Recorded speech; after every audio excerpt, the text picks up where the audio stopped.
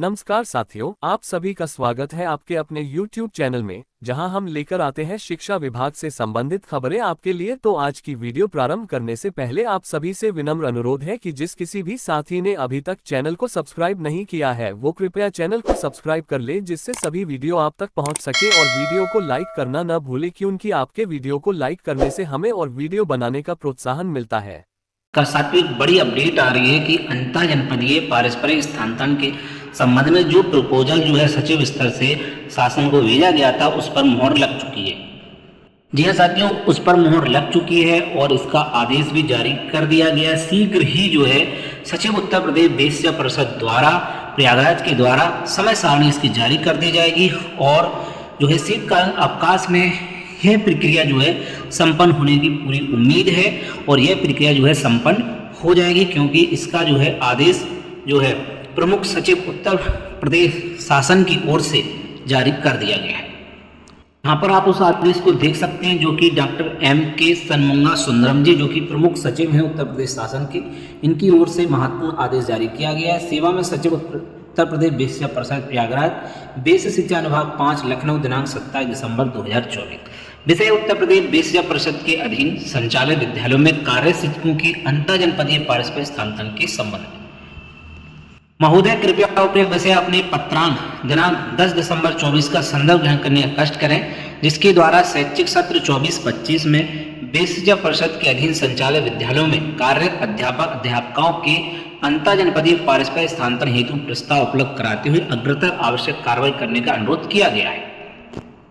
इस संबंध में शासन स्तर पर सम्यक विचार उपरांत मुझे यह कहने का निर्देश हुआ है कि शैक्षिक सत्र 24-25 में उत्तर प्रदेश वेश्या परिषद के नियंत्रणाधीन संचालित विद्यालयों में शिक्षकों के अंतर जनपदीय पारस्परिक स्थानांतरण हेतु निम्नवत नीति निर्धारित की जाती है। तो जो नीति है वो किस प्रकार से रहेगी, क्या कुछ रहने वाला है, पूरा अपडेट आपको इसमें मिल जाएगा। इसलिए आप वीडियो को पूरा देखिएगा, साथ ही अन्य शिक्षकों के पास जरूर शेयर कीजिएगा।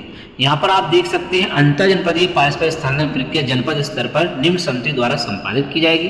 समिति में डाइट प्राचार्य रहेंगे, अध्यक्ष, जिला विद्यालय निरीक्षक सदस्य, जिला विशिष्ट अधिकारी सदस्य सचिव, वित्तीय लेखा अधिकारी सदस्य। आगे शिक्षकों के अंतर जनपदीय पारस्परिक स्थानांतरण एक शैक्षिक सत्र में 2 बार ग्रीष्म अवकाश एवं शीतकाल अवकाश के दौरान किए जा सकेंगे। वहीं शिक्षकों द्वारा शैक्षिक सत्र के दौरान निर्धारित तिथियों के मत ऑनलाइन आवेदन किया जाएगा। शैक्षिक सत्र गतिमान रहने के दौरान शिक्षकों के स्थानीय कार्रवाई किसी भी दशा में नहीं की जाएगी। देखिए, कहा गया है कि शैक्षिक सत्र गतिमान रहने के दौरान शिक्षकों की स्थानीय कार्रवाई किसी दशा में नहीं की जाएगी।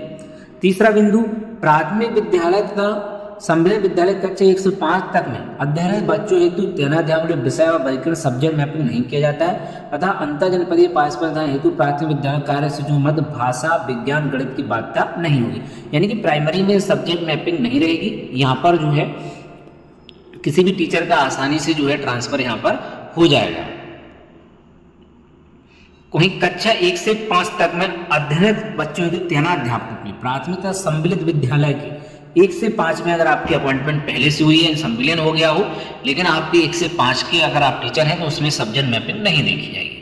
वहीं कुछ प्राथमिक विद्यालय कक्षा 6 से 8 तक में अध्ययन बच्चों हेतु विषयवार वर्गीकरण सब्जेक्ट मैपिंग होने के कारण विषयवार शिक्षकों की तैनाती की जानी है। शिक्षक गुणवत्ता में सुधार, विषयवार शिक्षक होने एवं शिक्षक की कुशलता के कारण समान विषय हेतु समान विषय वाले शिक्षकों की उपलब्धता आवश्यक है। अतः उच्च प्राथमिक विद्यालयों में तैनात शिक्षकों की अंतर जनपदीय पारस्परिक स्थानांतरण हेतु समान पद एवं समान विषय होने की स्थिति में ही ऑनलाइन आवेदन स्वीकार किया जाए। तो 6 से 8 तक में जो भी शिक्षक हैं उनके साथ अगर आप म्यूचुअल ट्रांसफर चाहते हैं तो आपका सब्जेक्ट मैपिंग भी सेम होनी चाहिए, यानी कि विषय और पद आपका समान होना चाहिए। वहीं इसकी अनुबंध श्रेणियों को आप देखें।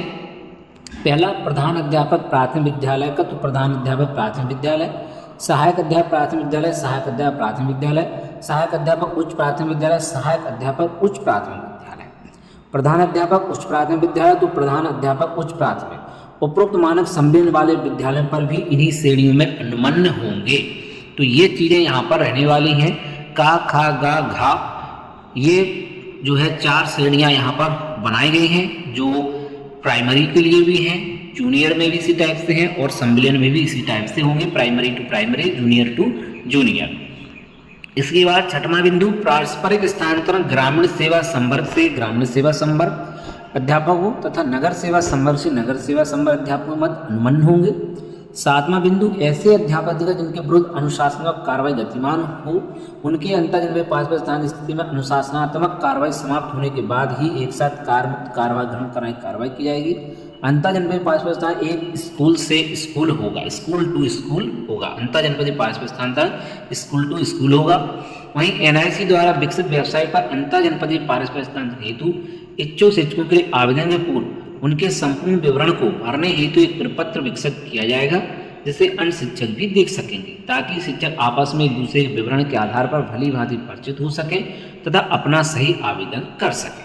इसके बाद 10वां बिंदु, अंतर्जनपदीय पारस्परिक स्थानांतरण हेतु इच्छुक शिक्षकों द्वारा आपसी विचार विमर्श से हुई सहमति के फलस्वरूप दोनों शिक्षकों के आवेदन पत्र संबंधी पाता संबंध में संबंधित विकास खंड के खंड शिक्षा अधिकारी द्वारा सत्यापन के उपरांत आख्या जिला शिक्षा अधिकारी अवगत करेंगे।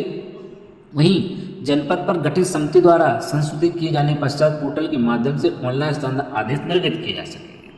11वां, एक बार स्थानांतरण हो जाने उपरांत किसी भी शिक्षक को अपना आवेदन वापस लेने की अनुमति नहीं दी जाएगी। देखिए यहाँ पर स्पष्ट देख लें, एक बार स्थानांतरण हो जाने के उपरांत किसी भी शिक्षक को अपना आवेदन वापस लेने की अनुमति नहीं दी जाएगी। अगर आपका ट्रांसफ़र हो गया है फिर आप जो है मना नहीं कर सकते। जी हाँ, तो OTP का जो शेयरिंग वाली प्रॉब्लम है उसको आप सोच समझ कर के OTP शेयर करें, क्योंकि एक बार OTP शेयर हुआ तो आपका ट्रांसफ़र हो गया, फिर आप जो है अपना आवेदन वापस देने की अनुमति आपको नहीं दी जाएगी। इसलिए सोच समझकर OTP शेयर करें। स्कूल जब भी आप ट्रांसफ़र लेना चाह रहे हो उनका स्कूल देख लें, समझ लें, अपनी कंडीशन समझ लें, पारिवारिक कंडीशन समझ लें, भौतिक कंडीशन समझ लें। सब कुछ समझने के बाद ही जो है आप OTP शेयर करें, क्योंकि उसके बाद आपको वापस लेने की अनुमति नहीं दी जाएगी। 12वां बिंदु, अंतर्जनपदीय पारस्परिक स्थानांतरण फलस्वरूप स्थानांतरित शिक्षकों को समान अवधि में एक दूसरे कार्यस्थल पर कार्यमुक्ति तैनाती आदेश जारी करने की कार्रवाई संबंधित शिक्षा द्वारा अनिवार्य रूप से की जाएगी। अंतर्जनपदीय पारस्परिक स्थानांतरण हेतु दोनों शिक्षकों आपसी सहमति का शपथ पर अनिवार्य रूप से संबंधित जिला विशिष्ट अधिकारी कार्यालय में पोर्टल पर ऑनलाइन आवेदन तिथि से 7 दिनों के अंदर प्रस्तुत किया जाना होगा। शपथ पत्र में साथ का उल्लेख किया जाएगा कि संबंधित शिक्षक के विरुद्ध कोई विभागीय जांच कार्रवाई गतिमान नहीं है या वेतन का नियमित रूप से भुगतान किया जा रहा है, अनिवार्य रूप से प्रस्तुत करना होगा। वहीं 14वां, आवेदन पत्र में शिक्षक द्वारा भरी गई प्रविष्टियों में की गई त्रुटि के लिए भी स्वयं उत्तरदायी होंगे तथा अंतिम रूप से सबमिट किए गए आवेदन पत्र में किसी प्रकार का संशोधन परिवर्तन अनुमति नहीं होगा। अंतर्जनपदीय पारस्परिक स्थानांतरण के अंतर्गत ऑनलाइन प्रक्रिया के माध्यम से स्थानांतरित शिक्षकों को परस्पर उनके विद्यालय में पदस्थापित किया जाएगा। ठीक है, कि स्थानांतरण के बाद अंतर्गत ऑनलाइन प्रक्रिया के माध्यम से स्थानांतरित शिक्षकों को परस्पर उनके विद्यालय में पदस्थापित किया जाएगा। अंतर्जनपदीय पारस्परिक स्थानांतरण फलस्वरूप स्थानांतरण होने वाले शिक्षकों को प्रति दशा आदेश निर्गत होने की 7 कार्य दिवस के अंदर विद्यालय अनिवार्य रूप से कार्रवाई ग्रहण करना होगा। वहीं शिक्षकों द्वारा ऑनलाइन आवेदन एनआईसी द्वारा विकसित पोर्टल पर अंतर्जनपदीय पारस्परिक स्थानांतरण मॉड्यूल के अंतर्गत ही स्वीकार किए जाएंगे। मैनुअल आवेदन पर रजिस्टर, स्पीड पोस्ट, कुरियर, दस्ती आदि स्वीकार नहीं किए जाएंगे। 18वां बिंदु, अंतर्जनपदीय पारस्परिक स्थानांतरण प्रक्रिया के अंतर्गत ऑनलाइन प्रक्रिया के माध्यम से स्थानांतरित शिक्षकों के परस्पर उनके विद्यालय में पदस्थापित किया जाएगा। 19वां, अंतर्जनपदीय पारस्परिक स्थानांतरण कार्रवाई चरणवार इस प्रकार रहेगी। जिला विशिष्ट अधिकारी द्वारा मानव संसाधन पूर्व शिक्षकों विवरण यथा पदनाम, जन्म तिथि, मोबाइल नंबर, नियुक्ति तिथि आदि विवरण को संशोधित किया जाएगा। निर्धारित तिथियों की मत, पारस्परिक स्थानांतरण हेतु ऑनलाइन रजिस्ट्रेशन तिथि, निर्धारित तिथियों की मत, शिक्षकों द्वारा किए गए ऑनलाइन आवेदन पत्र का प्रिंट आउट संबंधित जिला विशिष्ट अधिकारी कार्यालय जमा किया जाना। ऑनलाइन आवेदन तिथि से 15 दिवस के अंदर आवेदन की पात्रता के संबंध में जिला विशिष्ट अधिकारी द्वारा संबंधित विकास खंड के खंड शिक्षा अधिकारी को सत्यापन हेतु आवेदन पत्र उपलब्ध कराए जाने की अवधि 15 कार्य दिवस के अंदर जिला विशिष्ट द्वारा सत्यापन कराए जाने के उपरांत जिला स्तरीय समिति बैठक की जाने की कार्रवाई 1 माह के अंदर।